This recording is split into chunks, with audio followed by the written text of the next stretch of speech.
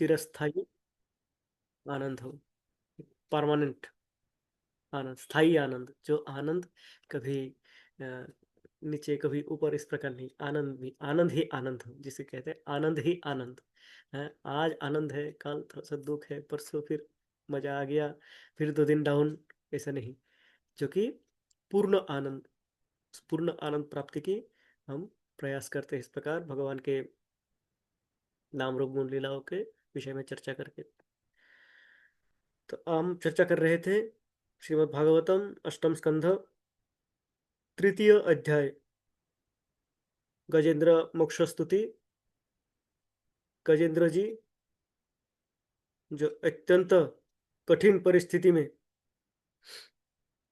अपने समस्त शक्तियों का प्रयोग करके, सारे रास्ता देख के जब देखा कि और कोई उपाय नहीं बचा मेरे पास, तब भगवान की ही कृपा से उनको भगवान का स्मरण आता है, पूर्व जन्म का है, और वो ये स्तुति प्रारंभ करते हैं, है? भगवान को स्तुति प्रारंभ करते हैं, भगवान को पुकारना प्रारंभ कर देते हैं, है? जब कोई कहते हैं कि अगति का गति है भगवान, अगतिर गति बांग्ला में कहते हैं, अगतिर गति, अगति अर्थात जिनके पास और कोई गति नहीं है, और कोई जाने का कोई मार्ग नहीं बचा हुआ है, उनका एक ही लक्ष्य है, एक ही लक्ष्य है, वो है भगवान। उनका स्तुति प्रारंभ करते हैं। हमें बस समस्त स्तुति का उच्चारण करेंगे, और तत्पश्चात हम हमारे एक श्लोक जो हमने आधा चर्चा करके कल छोड़ दिए थे, उसके ऊपर आगे बढ़ाएंगे। श्रीमद् भागवतम अष्टम स्कंध तृतीय अध्याय, श्लोक संख्या 1 से 29। श्री बादरयानीरुवाच एवं व्यवसितो बुद्ध्या समाधाय मनोहृदि जजाप परमं जाप्यं प्राग्जन्मन् अनुशिक्षितम्। श्रीगजेन्द्र उवाच ॐ नमो भगवते तस्मै यत एतच्चिदात्मकं पुरुषायादिबीजाय परशायाभिधीमहि। यस्मिन्निदं यतश्चेदं येनेदं य इदं स्वयं यस्मात् परस्माच्च परस्तं प्रपद्ये स्वयंभुवम्। यः स्वात्मनीदं निजमाययार्पितं क्वचित् विभातं क्व च तत्तिरोहितम् अविद्धद्रक्षाक्षुभयं तदीक्षते स आत्ममूलोऽवतु मां परात् परः। कालेन पञ्चत्वमितेषु कृत्स्नेषु लोकेषु पालेषु च सर्वहेतुषु तमस्तदासीद् गहनं गभीरं यस्तस्य पारेऽभिविराजते विभु। न यस्य देवा ऋषया पदं विदु जन्तु पुनः कोऽर्हतु गन्तुमीरितुं। यथा नटस्याकृतिभिर्विचेष्टतो दूरतयानुक्रमण स्वमावतु। दिदृक्षवो यस्य पदं सुमङ्गलं विमुक्तसङ्गा मुनयः सुसाधवः चरन्तलोकाव्रतमावृणं वने भूतात्मभूता सुहृदा समे गतिम्।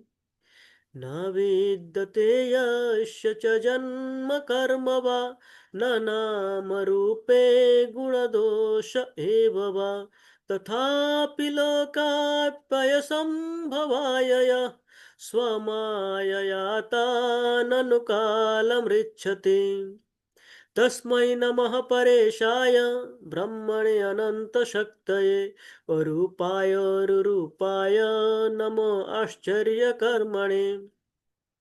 नमो आत्मा प्रदीपाय साक्षिणे परमात्मने। नमो गिरां विदुराय मनसाश्चेतसामपि सत्त्वेन प्रतिलभ्याय नैष्कर्मेण विपश्चिता। नमो कैवल्यनाथाय निर्वाणसुखसंविदे। नमो शान्ताय घोराय मूढाय गुणधर्मिणे निर्विशेषाय साम्याय नमो ज्ञानघनाय च क्षेत्रज्ञाय नमस्तुभ्यं सर्वाध्यक्षाय साक्षिणे पुरुषायात्ममूलाय मूलप्रकृतये नमः सर्वेन्द्रियगुणं द्रष्टे सर्वप्रत्ययहेतवे असताश्चाययोक्ताय सदाभासाय ते नमः नमो नमस्तेऽखिलकारणाय निष्कारणायाद्भुतकारणाय सर्वागमम्नाय महार्णवाय नमोपवर्गाय परायणाय गुणारणिच्छन्न चिदूष्मपाय तत्क्षोभविस्फूर्जितमानसाय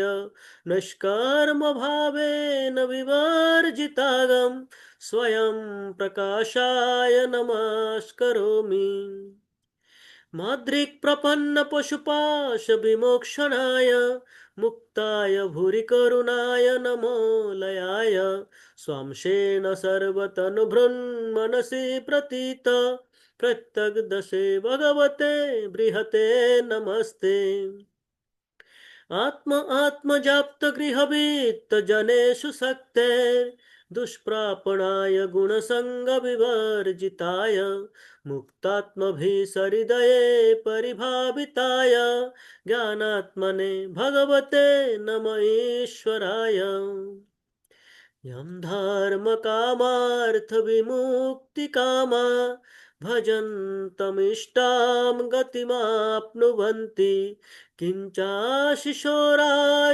देहमव्ययं करोतु मे यद्भृदयो विमोक्षणम् एकान्तिनो यस्य न कञ्चनार्थ वाञ्छन्ति ये वै भगवत्प्रपन्ना अत्याद्भुतं तात चरितं सुमङ्गलं गायन्तमानन्दसमुद्रमग्ना तमक्षरं ब्रह्म परमं परेशम् अव्यक्तमाध्यात्मिकयोगगम्यम् अतीन्द्रियं सूक्ष्ममिवाति दूरम् अनन्तमाद्यं परिपूर्णमीढे यस्य ब्रह्मदयो देवा वेदालोकाश्चराचरः नामरूपविभेदेन फलव्याचकलया कृतः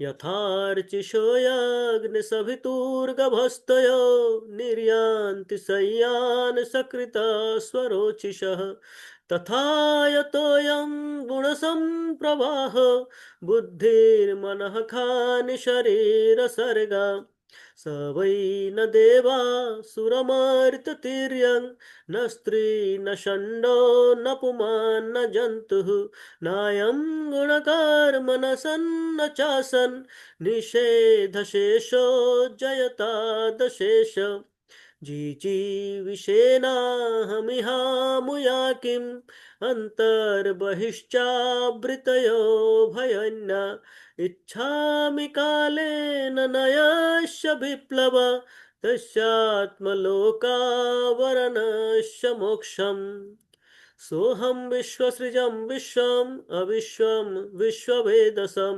विश्वात्मनं अजं ब्रह्म प्रणतोऽस्मि परं पदम् योगारन्धितकर्मण हृदि योगविभाविते योगिनो यं प्रपश्यन्ति योगेशं तं नतोऽस्म्यहम् नमो नमस्तुभ्यं शय्यवेग शक्तित्रयायाखिलाधिगुणाय प्रपन्नपालाय दुरन्तशक्तये कदिन्द्रियाणामनवाप्यवर्त्मने नायं वेद समात्मनं यच्छक्तहं धिया हतं त्वां दुरत्ययमाहात्म्यं भगवन्तं मितोऽस्म्यहम् हरे कृष्णा कृष्ण कृष्ण हरे हरे हरे राम राम राम हरे हरे।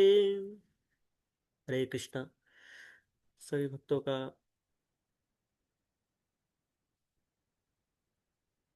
धन्यवाद कि आपने धैर्यपूर्वक सुना समस्त श्लोकों का उच्चारण। अत्यंत अद्भुत प्रार्थना है, अत्यंत अद्भुत प्रार्थना है। व्यतिक्रमी प्रार्थना है ये। श्रीमद् भागवतम प्रार्थनाओं से परिपूर्ण है। स- प्राय प्रत्येक स्कंद में एकाधिक प्रार्थनाएं हैं। हम्म, प्रथम स्कंद कुंती देवी के प्रार्थनाओं से प्रारंभ करें, कुंती देवी, भीष्मदेव, नारद मुनि, विभिन्न प्रार्थनाएं हैं। और हम देखते हैं इस प्रकार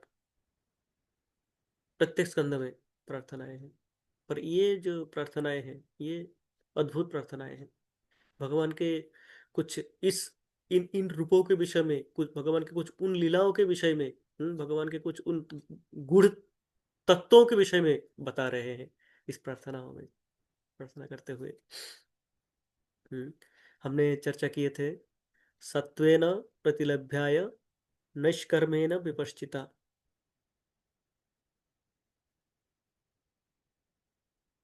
हरे कृष्ण। क्षमा चाहता हूँ, मैंने शायद स्क्रीन शेयर नहीं किया था। हाँ हाँ।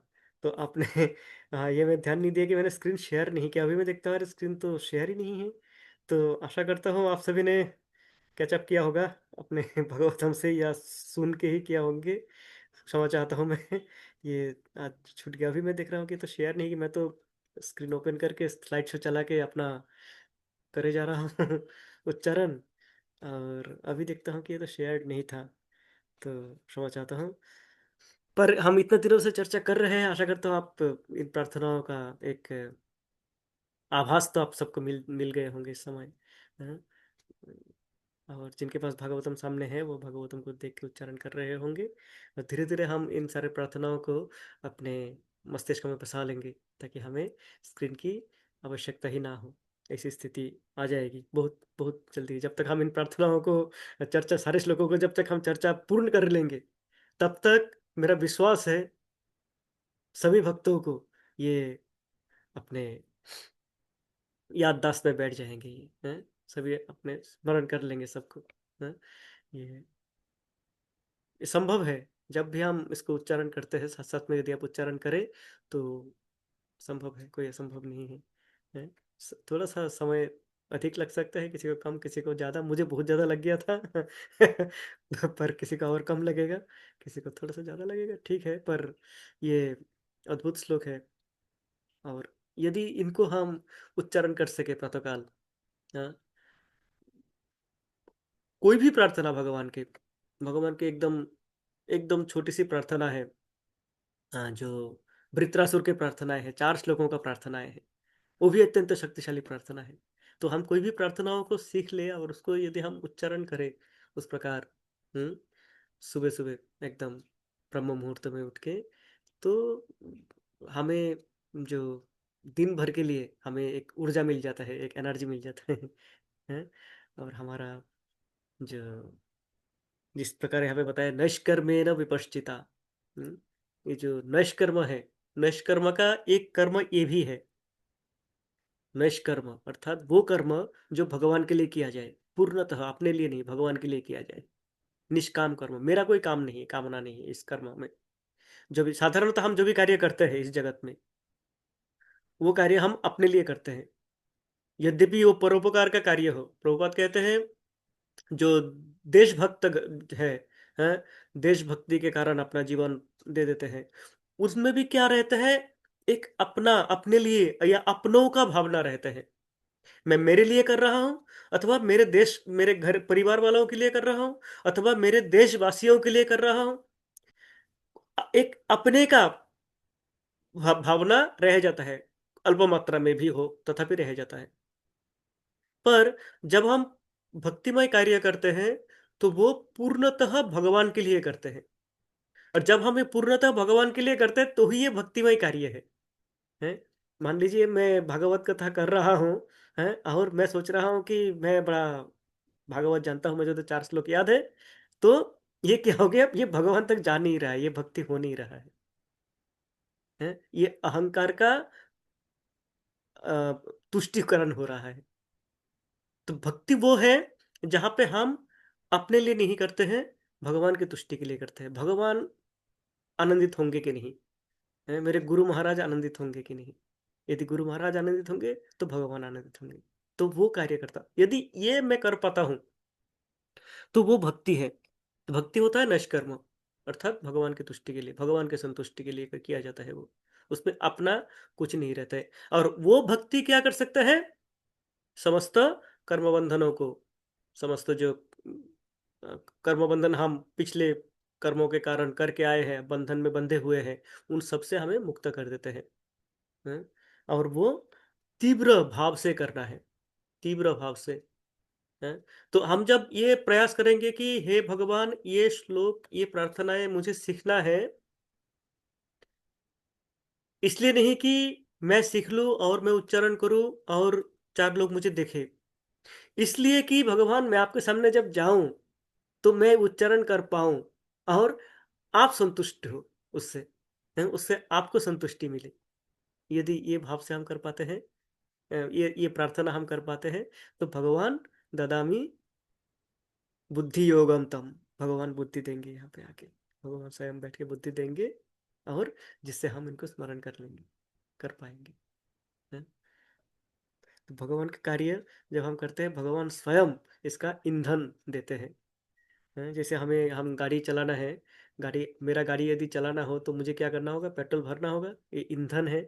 तो मैं पेट्रोल भरूंगा, उससे मैं अपना गाड़ी चला पाऊंगा। तो भगवान को जब ये शरीर रूपी गाड़ी चलाना हो, भगवान जब चाहते हैं कि ये मेरे लिए चले गाड़ी, तो भगवान उसका ईंधन, पेट्रोल भगवान करेंगे। हम्म। जो योगक्षेम वहाम्य हम, भगवान कहते हैं भगवद गीता में, है तेषाम सतत युक्तानाम योगक्षेम वहाम्य हम, जो सतत मेरे लिए, मेरे विषय में चिंता करेंगे, हैं, मेरे भक्ति में लीन रहेंगे, उनका योगक्षेम, उनका भरण पोषण है, उनके पास जो है उनका रक्षा करना, उनके पास जो नहीं है उसका पोषण करना, ये दायित्व मैं ले लेता हूँ, भगवान कहता है। ये रेस्पॉन्सिबिलिटी मेरा बन जाता है। तब गाड़ी पे पेट्रोल डालना, ये मेरा रेस्पॉन्सिबिलिटी बन जाता है। तो उस समय भगवान दे देते हैं बुद्धि, और उस बुद्धि से हम इनको, ये हमारे समझ में भी आने लगता है फिर। यही हमारा, तो हमारा यही प्रयास रहता है कि जो भी करे वो भगवान के लिए करे। यत करोसि यद अश्नासि यद जुहूसि ददासि यत, यत तपस्यसि कौन्तेय तत् कुरुष्व मदर्पणम। भगवान कहता है यद करोसि, जो भी करते हो, यद अश्नासि, जो भी पाते हो, खाने के लिए भोजन अथवा प्रसाद जो भी हो, यद अश्नासि, है, यद करोसि यद अश्नासि यद जुहूसि, जो भी आप कार्य करते हो, भक्तिमूलक कार्य है, ददासी यद, जो भी आप दान पुण्य करने, दान का कार्य करते हो, यद तपस्यसि, जो भी तपस्याएं करते हो, आप एकादशी करते हो आप, हाँ, अथवा कभी और फास्टिंग करते हो आप, ब्रह्म मुहूर्त में उठ के स्नान करते हो, तद कुरुष्व मदर्पणम, ये सब मुझे अर्पण करके करो बस। ये सारे जो आपके कार्य है मुझे अर्पण कर दो। तो हम, हमारा प्रयास ये है कि जो भी हम कार्य करें, यदि हम ये अ, भगवान की प्रार्थनाओं का स्मरण करने का एक प्रयास करें, तो वो किस लिए? भगवान को अर्पण करके, भगवान आपके लिए, आपके लिए। मुझे याद है, मैं वो चार श्लोक सीखा था, प्रथम प्रथम में जब प्रार्थना सीखा था भागवतम के, जो मैं इसका याद किया था, वो था ये वृत्रासुर के प्रार्थनाएं, चार श्लोकों का प्रार्थनाएं हैं। हाँ, उसको उच्चारण करते करते करते करते सीख लिया। सीख के बाद मंदिर में गया, मन में भाव आया, भगवान मैं चार श्लोक सीख लिया हूँ, हाँ मैं सुनाऊंगा आपको। मैं इतने बार उच्चारण करके गया था उनको, अपना ड्राइव करते हुए भी मैं उसको उच्चारण करते हुए जा रहा था।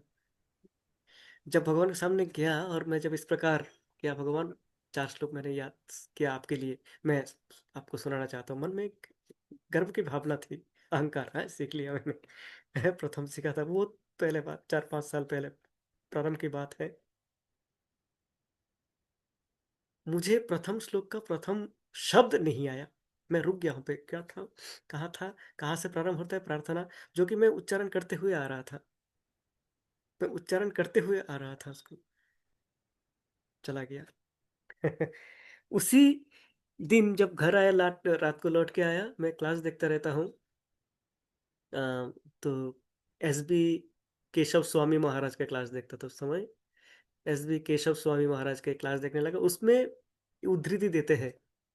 केशव स्वामी महाराज उसी का आ जाता है, भगवान का लिंक देखिए कि जब हमारे मन में इस प्रकार का गर्व की भावना आ जाते हैं, एक्सप्लेन कर रहे थे केशव स्वामी महाराज, हमारे मन में जब इस प्रकार के गर्व की भावना आ जाते हैं, तो भगवान भुला भी देते हैं। हमारा अ, स्मृति, हमारा स्मृति धारण करने की शक्ति और हमारे भूलने की शक्ति, ये सारे भगवान करते हैं।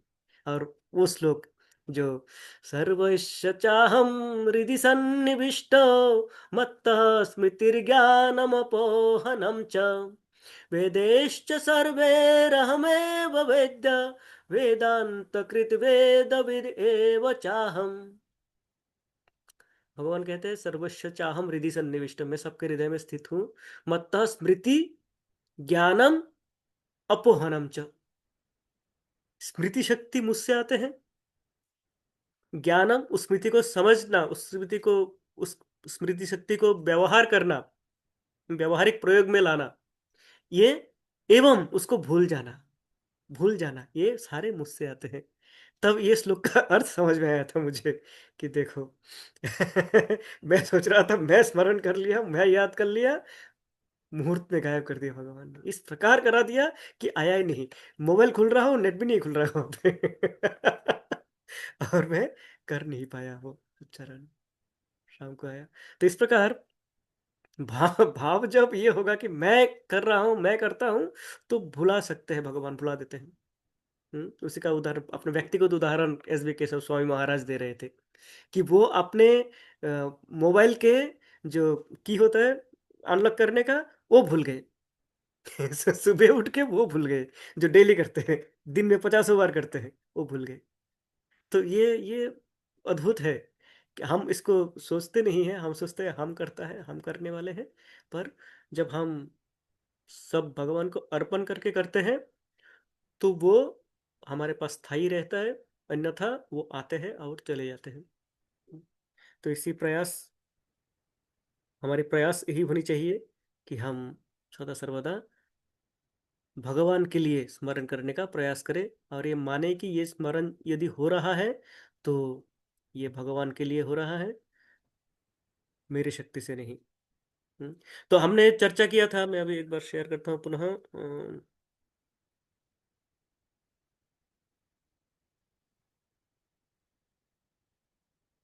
सत्वेन प्रतिलभ्याय नष्कर्मेण विपश्चिता, इस श्लोक में हमने चर्चा किया था। और हमारा एक प्रथम पंक्ति अ, हमने कर लिए थे, उसका द्वितीय थोड़ा सा छूट गया था, जो आज हम चर्चा कर लेते हैं, समझ लेते हैं। अत्यंत सुंदर नाम से पुकार रहे हैं गजेंद्र जी भगवान को यहाँ पे। सत्वेन प्रतिलभ्याय नैष्कर्मेण विपश्चिता नमः कैवल्यनाथाय निर्वाण सुख संविदे। सत्वेन प्रतिलभ्याय नैष्कर्मेण विपश्चिता नमः कैवल्यनाथाय निर्वाण सुख संविदे। सत्वेन प्रतिलभ्याय नैष्कर्मेण विपश्चिता नमः कैवल्यनाथाय निर्वाण सुख संविदे। जी जानकी माता जी।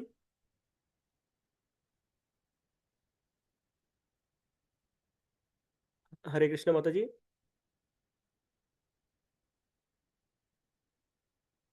अच्छा ठीक है, बाद में आप शायद कुछ कहना हो तो कर सकते हैं। तो हमने हमने चर्चा किया था, माता जी एक बार ये उसका अनुवाद पढ़ लेंगे। प्रभु जी, हरे कृष्णा प्रभु जी। पूर्ण पुरुषोत्तम भगवान की अनुभूति उन शुद्ध भक्तों को होती है जो भक्ति योग की दिव्य स्थिति में रहकर कर्म करते हैं। वे अकलुषित सुख के दाता हैं और दिव्य जगत के स्वामी हैं। अतएव मैं उन्हें नमस्कार करता हूँ। हरे कृष्ण। हरे कृष्ण। तो भगवान को अनुभूति, भगवान की अनुभूति, भगवान को अनुभव कर पाते हैं कौन? वो शुद्ध भक्त जो सत्वेन, जो विशुद्ध सत्व में स्थित है, सतो इस भौतिक जगत के तीनों गुणों को पार करके जो विशुद्ध सत्व में स्थित है वह, और जो निष्काम कर्म करते हैं, भगवान के लिए कार्य करते हैं, जो कर्म करते हैं वो भगवान के लिए, पूर्णतः भगवान के लिए करते हैं, और विपश्चिता, दृढ़ता के साथ करते हैं, हैं? अपना 200% ओ। प्रयास का उपयोग करके करते हैं। तो इसका हमने कोई उदाहरण के साथ समझने का प्रयास किया था, सत्वेन प्रतिलभ्याय, किस प्रकार भगवान को पाया जा सकता है। किस प्रकार भगवान को अनुभव किया जा सकता है, किस प्रकार हमारे इस भौतिक इंद्रियों से इस आध्यात्मिक जगत के भगवान को हम अपने अनुभव कर पाते हैं। साधारणतः ये भौतिक इंद्रिया में यज्ञता नहीं है, इनमें वो शक्ति नहीं है कि वो उस आध्यात्मिक जगत के भगवान को, भगवान जो कि स्वयं आध्यात्मिक जगत के हैं और जो भगवान स्वयं आध्यात्मिक है, उनका शरीर इस शरीर के, भौतिक शरीर के जिस प्रकार नहीं है, उन भगवान को इन भौतिक इंद्रियों के द्वारा अनुभव कर पाना, ये कर पाना असंभव है। पर संभव किस प्रकार है? सत्वेन, जब हम विशुद्ध सत्व में होते हैं, और जब हम नैष्कर्म नैष्कर्म में होते हैं, जब हमारे कर्म बंधनों को हम काट सकते हैं, जला देते हैं। और वो किस प्रकार से करते हैं? विपश्चिता, दृढ़ता के साथ में करते हैं, प्रयास, अपना पूर्ण प्रयास के साथ में करते हैं। नमः कैवल्यनाथाय निर्वाण सुख संविते।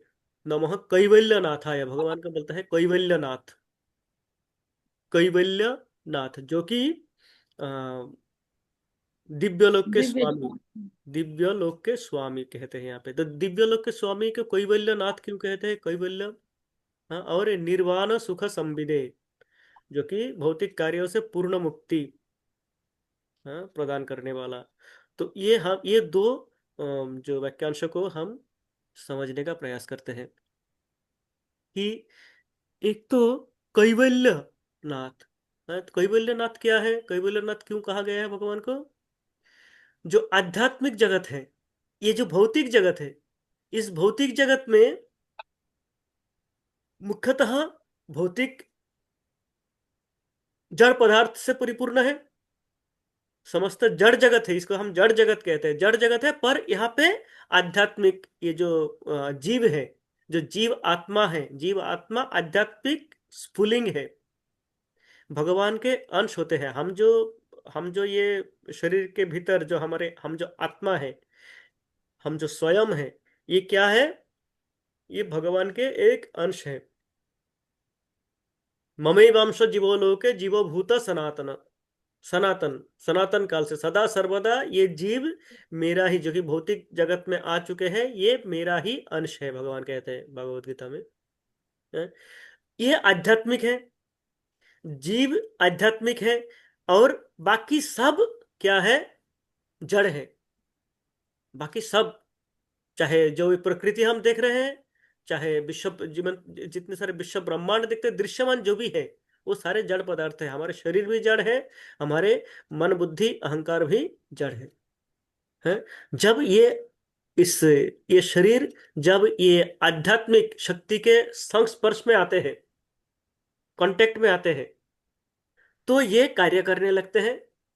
जब ये जीव आत्मा इस शरीर को छोड़ के चले जाते हैं, ये जड़वत पड़े रहते हैं, मानो एक पत्थर या मिट्टी का ढेला हो, इस प्रकार पड़े रहते हैं। वो चल नहीं पाएगा, हाथ फिर नहीं चला पाएगा, है। तो इस जगत में क्या है? आध्यात्मिक जीव भी है और जड़ पदार्थ भी है, दोनों है, आध्यात्मिक भी है, जीव जड़ भी है। पर आध्यात्मिक जगत, भगवान के जो जगत है, भगवान के जगत, भगवान के जो धाम है, वहां पे केवल आध्यात्मिक है, कुछ भी जड़ नहीं है वहां पे। भगवान के धाम में, आध्यात्मिक जगत में, प्रत्येक वस्तु, ध्यान दीजिए शब्दों को, प्रत्येक वस्तु आध्यात्मिक है। वहां पे पत्थर भी आध्यात्मिक है, वहां पे मान लीजिए जो दूध है, दूध भी आध्यात्मिक है, पेड़ पौधे तो है ही है, हैं, सब बातें करते हैं, सबका फीलिंग्स है अपना।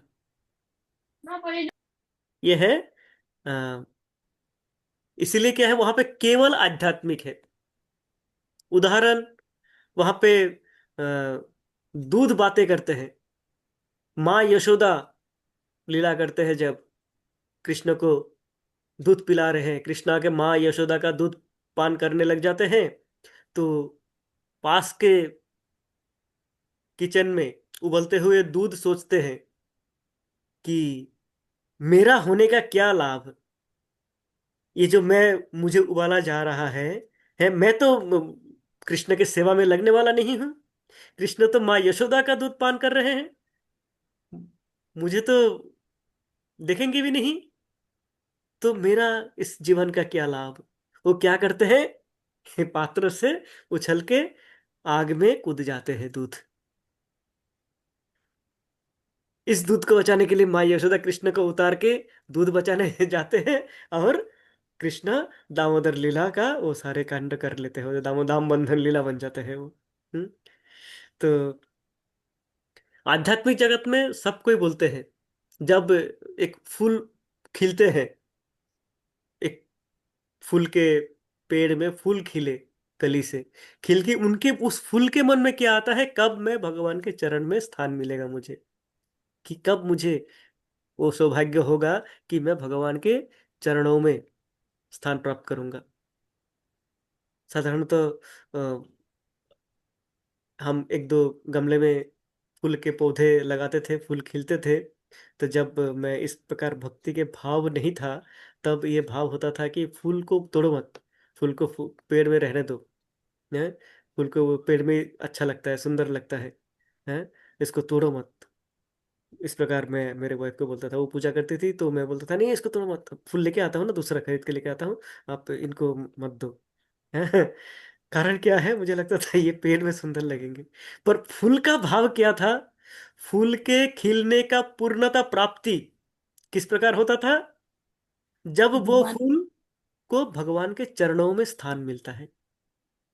हाँ, ये भाव जब समझ में आया, जब मैं अमरेंद्र प्रभु के क्लास में ये सुना था कि एक फूल प्रार्थना करते रहते हैं, एक फल पेड़ में प्रार्थना करते रहे, जब उनका परिपक्वता आते हैं, कि मैं भगवान के सेवा में लग पाऊं, कोई मुझे भगवान के सेवा में लगाए। हैं? ये तो हमारे इस जगत में ये समस्त जड़ है, बोल नहीं पाते हैं, पर भगवान के धाम में ये समस्त बोलते हैं, समस्त ये प्रार्थना करते हैं और ये कार्य करते हैं। इस प्रकार तो वहां पे सब क्या है, सब वहां पे आध्यात्मिक है, कोई भी जड़ पदार्थ नहीं है, सब आध्यात्मिक है। इसलिए क्योंकि केवल आध्यात्मिक है, इसलिए कहते हैं कैवल्य, केवल धाम, केवल धाम से आता है कैवल्य धाम। उस कैवल्य धाम के जो स्वामी हैं, कैवल्य नाथ, उनको कहते हैं कैवल्य नाथ, नमः कैवल्य नाथाय। तो भगवान ये गजेंद्र क्या प्रार्थना कर रहे हैं, हे भगवान, आप उस धाम के स्वामी हो जिस धाम में कोई जड़ नहीं होता है, मेरे जैसे जड़ नहीं होता है कोई, समस्त आध्यात्मिक है, सब बोलते हैं, सब आनंद, सदा सर्वदा आपकी सेवा में आनंद की, आनंद सुख की प्राप्ति करते हैं।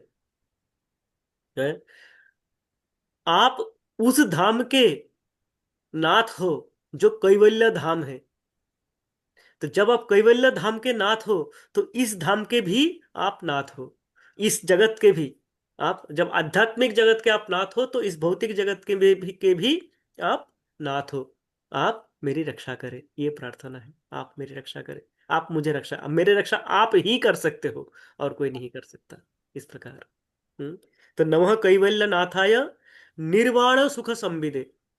निर्वाण सुख संविदे का क्या अर्थ है, निर्वाण शब्द आता है निर्वाण, वाण अर्थात हम जानते हैं जो तीर चलाते हैं उसको बाण कहते हैं, धनुष से जो चलता है वो बाण, धनुष बाण, सभी जानते हैं धनुष बाण, जो श्री रामचंद्र सदा सर्वदा अपने साथ में रखते हैं, धनुष और बाण।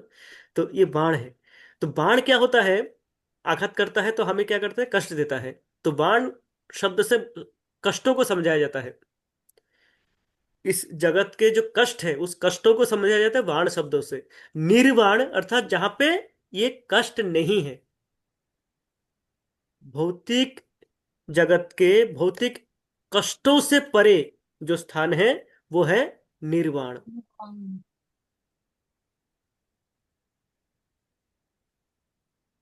और ये निर्वाण शब्द साधारणतः जो बौद्ध धर्म के हैं, जो भगवान बुद्ध को फॉलो करते हैं, वो निर्वाणा सब जानते हैं, हमारे जानते हैं। तो ये सब कहते हैं निर्वाणा। उन लोगों का शब्द ही है निर्वाणा। निर्वाणा का अर्थ क्या करते हैं कि इस भौतिक जगत के जो भौतिक कार्य हैं इनसे आप दूर रहो, तो आप क्या होगा, इस भौतिक कष्ट आपको छू नहीं पाएगा, भौतिक कष्ट से आप दूर हो जाओगे। अर्थात कुछ करो मत, तो क्या होगा, आप निर्वाण, आपको निर्वाण मिलेगा। आप निर्वाणा, इस बहुत किसी भौतिक कार्य को मत करो, तो आप निर्वाण प्राप्त कर लोगे। एक उदाहरण देते हैं। उदाहरण अर्थात एक एक उदाहरण नहीं, एक्चुअली एक घटना बताते हैं कि अमेरिका से एक व्यक्ति आए, आके ये आश्रम ज्वाइन कर लिए। आश्रम में आए, वो आए थे भगवत प्राप्ति के लिए। आते हैं विदेशों से अनेक आदिकाल से ही आते रहते हैं विभिन्न जगहों से भारत में भगवान की खोज में। है तो एक आते हैं व्यक्ति, वो अमेरिका से आके हिमालय में जाते हैं, वहां पे कुछ आश्रम मिलते हैं उनको, उनके साथ में वो साधना करते रहते हैं। तो ये बौद्धिक इस प्रकार के मायावादी आश्रम थे। वो उनको बताते हैं कि आपको यदि भगवत प्राप्ति करना है, आपको यदि इस जगत के कष्टों से मुक्त होना है, तो आपको क्या करना होगा, निर्वाण होना होगा, निर्वाण प्राप्त करना पड़ेगा। और निर्वाण प्राप्त करोगे कैसे आप भौतिक कार्य करो मत, भौतिक कार्यों से दूर रहो, इस जगत के जो कार्य है इनसे दूर रहो, बस।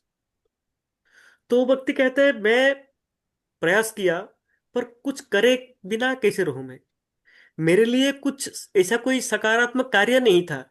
अब कुछ करे बिना बैठे रहना, मैं क्या करूं, कुछ तो करूं। है, मैं यदि शरीर मेरा बैठा रहे तभी मेरा माइंड कुछ ना कुछ करता रहेगा, मन तो कार्य में लगा रहेगा। एकदम ही कार्य करे बिना मैं किस प्रकार रह सकता हूँ। तो उनसे संभव नहीं हुआ, कुछ दिन प्रयास किए, फिर वो बोर हो गए हैं। बोर होके वो चले गए अपने देश। जाके वो अपना एक कंपनी का स्थापना करते हैं। और जानते हैं वो कौन कौन सी कंपनी है, वही एप्पल कॉरपोरेशन, जिसका आईफोन आईपैड सब हम आज के दिन व्यवहार करते हैं। स्टीव जॉब्स थे वो व्यक्ति।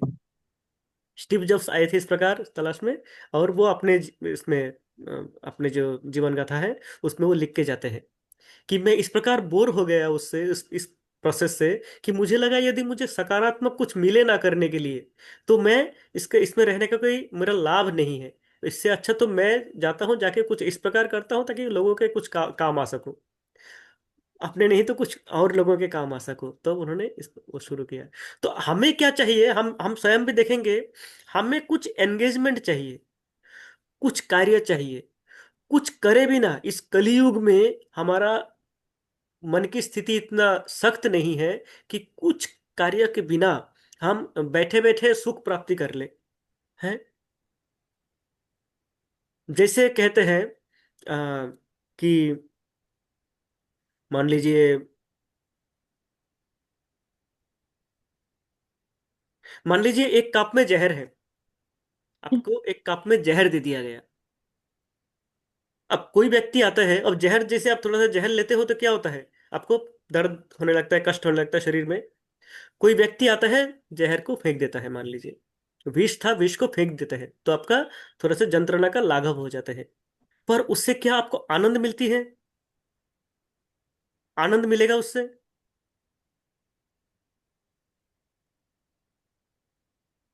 चाहिए क्या। और एक उदाहरण देते हैं, इसको इसका आगे बताता हूँ। आगे और एक उदाहरण देते हैं, मान लीजिए एक व्यक्ति को हम देखते हैं हिंदी मूवीज में।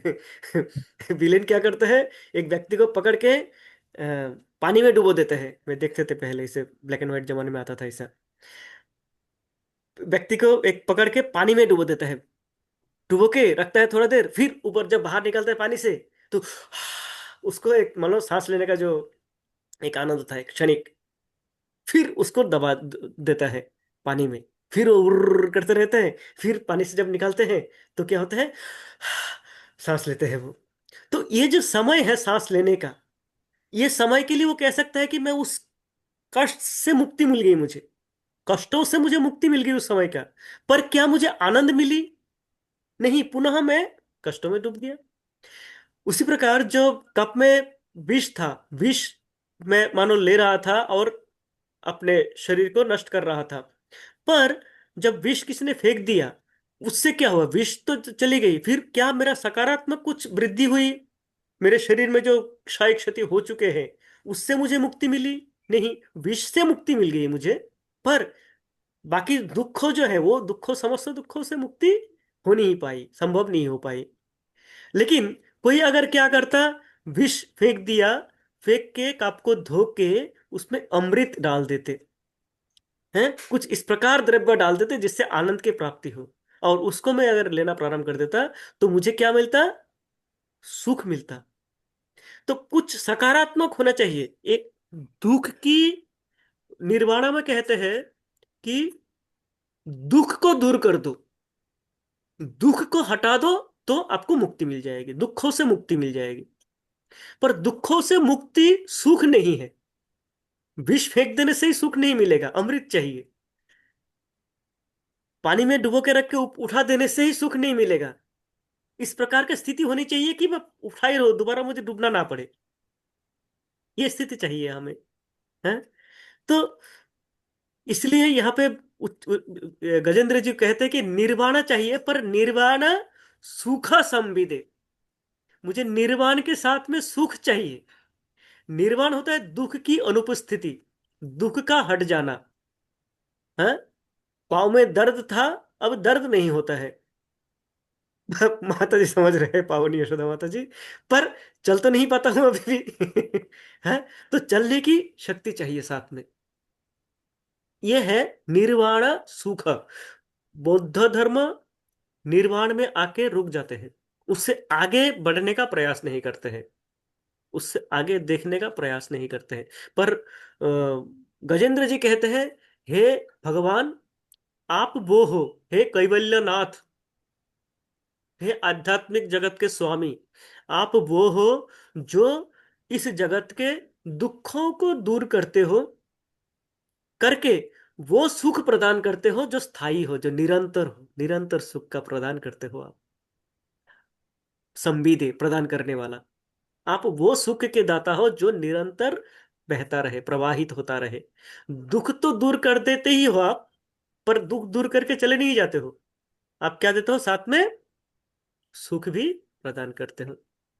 तो हमें, अब मैं उन भगवान को नमन करता हूँ, नमः कैवल्य नाथाय, मैं उन नाथ को नमन करता हूँ, हैं, जो इस प्रकार के समस्त भौतिक जगत के दुख कष्टों को हर लेके सुख से परिपूर्ण कर देते हैं व्यक्ति के जीवन को, भक्तों को, जीवन को। उनको मेरा प्रणाम, उनको मेरा नमन। यह है नमः कैवल्य नाथाय निर्वाण सुख संविदे, निर्वाण सुख का प्रणाम प्रदान करते हैं। हम्म ये निर्वाण सुख आ सकते हैं कहाँ से, प्राप्त कहाँ से हो सकते हैं? एकमात्र भगवान के भक्ति से। जब हम भगवान के भक्ति योग में जुड़ जाएंगे, जब हम भगवान को भक्ति करेंगे, नैष्कर्म भक्ति करेंगे, हम्म सत्व, सत्वेन भक्ति करेंगे, सत्व शुद्ध विशुद्ध सत्व में स्थित होके, तीन गुणों को पार करके विशुद्ध सत्व में स्थित होके नैष्कर्मेण भक्ति करेंगे, और विपश्चिता, दृढ़ता से भक्ति करेंगे, हैं? तो हमें ये निर्वाण सुख संविदे, भगवान आप हमें ये समस्त दुख कष्टों से दूर करके हमारी जीवन को सुख से भर दोगे। इस भौतिक जगत के दुख क्या है? भौतिक जगत में दुख ये नहीं कि इस बार मेरा कुछ कष्ट है, कष्ट का निवारण हो गया। भौतिक जगत का दुख है कि मैं पुनः, यदि मुझे जन्म लेना पड़ा, पुनः दुख शुरू होगा। इस शरीर में कुछ दुख है, फिर पता नहीं क्या शरीर मिलेगा, क्या दुख आएंगे। अब शरीर यदि आएंगे, चाहे मनुष्य क्या हो चाहे देवताओं का हो, तो दुख तो साथ में आना है। श्रीमद् भागवतम यही दिखाते हैं कि ये आ ब्रह्म भुवनालोके पुनरावर्तिन अर्जुन। अर्जुन का कहते हैं, अर्जुन ब्रह्मलोक से प्रारंभ करके पाताल लोक पर्यंत सबको पुनः आना पड़ता है, और कौन कब क्या बन के आएंगे उनको पता नहीं है। तो समस्त दुखों का कारण ये है। तो कुछ जो परमानेंट जो दुख का अ, इलाज है, वो है इस भौतिक जगत के पुनरपि जननम पुनरपि मरणम पुनरपि जननी जठरे शयनम यह संसारे बहुदुस्तारे पाहि मुरारे कृपा अपारे। भगवान, इस पुनरपि जनन और मरण के जो चक्र है, जन्म मृत्यु चक्र से मुझे निकाल दीजिए। मुझे उस कैवल्य धाम में स्थान दीजिए, आपके आपके चरणों में स्थान दीजिए। आपके चरणों में स्थित, दासों के चरणों में स्थित, दासों के चरणों में मुझे स्थान दीजिए। मुझे दासानुदास बनने का सौभाग्य कर दीजिए, ये प्रार्थना है। तो इसी प्रार्थना हमें सदा सर्वदा करते रहना है भगवान का, और प्रयास करना है कि अंत काले इसी स्मरण के साथ में, इसी भाव के साथ में हम शरीर छोड़ पाए, ताकि हमें, हम पुनः एक बार भगवत धाम में मिले, सब लोग जाके, और इस प्रकार हम वहाँ पे आमने सामने बैठ के भागवत कथा करते रहे निरंतर। इसी प्रार्थना है। पावनी यशोदा माता जी। हरे कृष्णा प्रभु जी। मेरा जी। क्वेश्चन है प्रभु जी कि हम्म। अगर हम आध्यात्मिक जगत में, मतलब जब निर्वाण को जो प्राप्त होता है, निर्वाण का मतलब तो यही है ना कि जहाँ भौतिक कार्यों से पूर्ण मुक्ति, मतलब भौतिक शरीर भी नहीं रहेगा तो भौतिक कार्य भी नहीं होंगे। आध्यात्मिक जगत में जब हम निर्वाण को प्राप्त करेंगे तो वहां भी तो मुझे शरीर मिलेगा ना, तभी तो हम सेवा कर पाएंगे। या वहां के भी जो भगवान के जगत में या आध्यात्मिक जगत में जो भी कार्यकलाप होता होगा, या जो भी सेवा भगवान को करते होंगे, तो बिना शरीर के तो कर नहीं पाएंगे, क्योंकि आत्मा को तो कोई रूप नहीं है जब तक शरीर नहीं मिले। तो वहां यही प्रश्न है कि वहां भी तो शरीर मिलता होगा ना। करेक्ट माता जी, थैंक यू। इसी बात को यहाँ पे बता रहा है कि मुझे निर्वाण नहीं चाहिए। निर्वाण का अर्थ होता है भौतिक कष्टों से मुक्ति, भौतिक शरीर से मुक्ति। अब आगे उससे क्या मिलेगा कुछ नहीं पता, कुछ मांगी नहीं है, इसलिए क्या होता है, विलीन हो जाते हैं। कहता है हम निराकार ब्रह्म में विलीन हो जाएंगे। पर निर्वाण सुख वो है कि भगवान आपके आध्यात्मिक जगत में आपके चरणों का दास बनना है मुझे। और जब आपके आध्यात्मिक जगत में जाएंगे तो हमें भी क्या मिलेगा, आध्यात्मिक शरीर मिलेगा।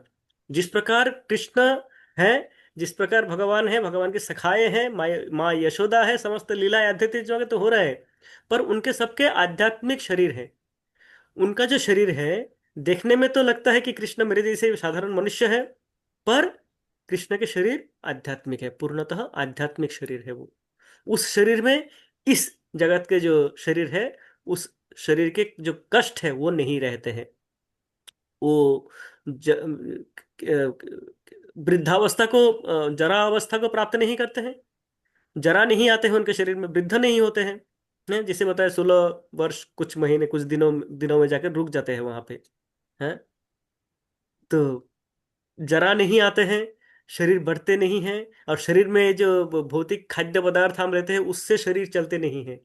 हैं। उनके शरीर भगवान की शक्ति से ही चलते हैं। तो उस शरीर के लिए हमें कुछ करना नहीं होता है, वही आनंद है। हैं? तो शरीर तो अवश्य ही देंगे, पर वो शरीर पूर्णतः आध्यात्मिक होंगे। हम्म। अस्नाविरम अपावविद्धम, उस प्रकार के शरीर होंगे जहां पे कोई स्नायु नहीं होंगे, खून नहीं दौड़ेगा उस शरीर में। जिस कारण इस शरीर का जो कष्ट है वो रहेगा नहीं। ये रेखा रानी माता जी।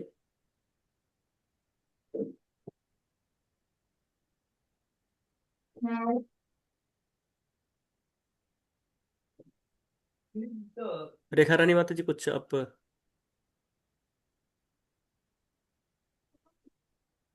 अच्छा, गलती से हो गया होगा। ठीक है, तो आज हम यहीं पे समाप्त करते हैं, समय हमारा अतिक्रम हो चुके हैं। ठीक है, तो आज हम यहीं पे समाप्त करते हैं। आप सभी को असंख्य धन्यवाद। आप सबने ध्यानपूर्वक सुना और साथ दिए, और इसी प्रकार आपका आशीर्वाद बनाए रखे। हरे कृष्णा प्रभु जी। जी, हरे कृष्ण माता जी।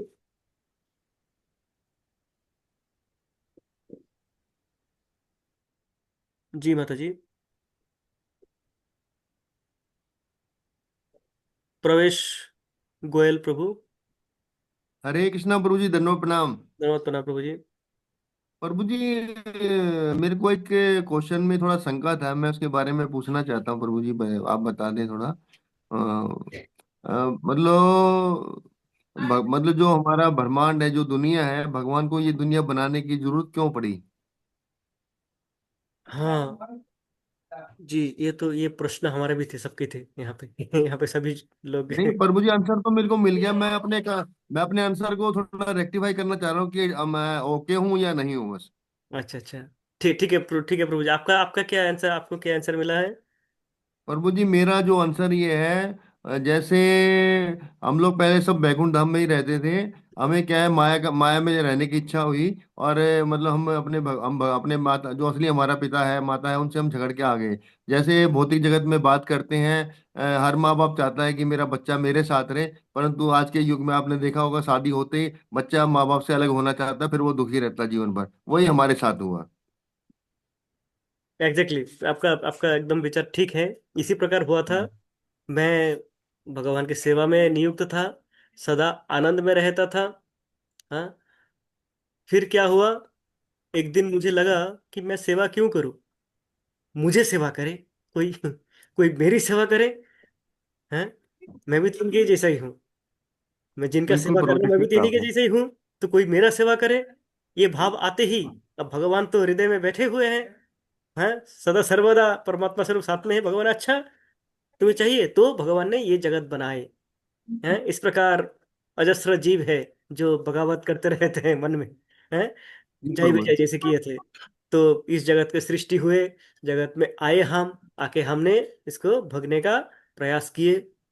हमने हिरण्यकशिपु बन गए, कोई कोई हिरण्यक्ष बन गए, कोई रावण बन गए। बन के इस जगत को भोगने का भरपूर प्रयास किए, पूर्ण प्रयास कर जी लिए। और और अंत तक। जी जी। प्रभु। और प्रभु जी, मैं मतलब मेरे को ज्यादा टाइम तो नहीं हुआ, कौन से 4 साल हुए जुड़े हुए। हम्म। पर आज के दिन मेरा स्थिति ऐसा है, मेरे को ऐसा लगता है कि धरती पे जितने भी सुख है ना, उनके वो सब बेकार है, टेम्परेरी है। और जो भगवान का दास बनने में जो आनंद है, उसके सामने ये सब सुख बेकार है। मतलब मतलब भगवान के जो आनंद, मतलब भगवान और भक्तों के साथ जो संग में रहने का आनंद है, वो कहीं भी नहीं मिलेगा प्रभु, जो हमने ज्ञान सीखा है। ऐसा ही ना प्रभु जी? जी जी जी प्रभु, क्या होता है कि आपको वही अच्छा लगता है, आपका ओरिजिनल स्वरूप जो है, आपका स्वरूप जो है, वही रूप में आपको रहना पसंद है। तो हम भूल चुके हैं, पर हमारा स्वरूप यही है, भगवान का सेवा करना। जीवेर स्वरूप है कृष्णेर नित्य दास। कृष्ण के, हम कृष्ण के नित्य दास हैं, भगवान के नित्य दास है। दासत्व करना ही हमारा स्वरूप है। हमें जब वो कार्य मिलता है तब हमें आनंद मिलती है। बाकी सब कार्य क्या करते हैं, हमें क्षणिक आनंद देते हैं, पर आनंद ले भी लेते हैं, चले भी जाते हैं। हैं? तो इसीलिए इस कार्य में जब हम जुटते हैं तो हमें आनंद मिलती है। और यही कारण है कि भक्तगण, भगवान के भक्तगण, शिला प्रभुपाद के शिष्यगण 50 वर्षों से ये कार्य करे जा रहे हैं, निरंतर निरंतर कर पा रहे हैं। जी प्रभु जी, थैंक यू प्रभु जी। जी प्रभु जी, धन्यवाद। हरे कृष्ण, हरि बोल प्रभु जी। Thank you.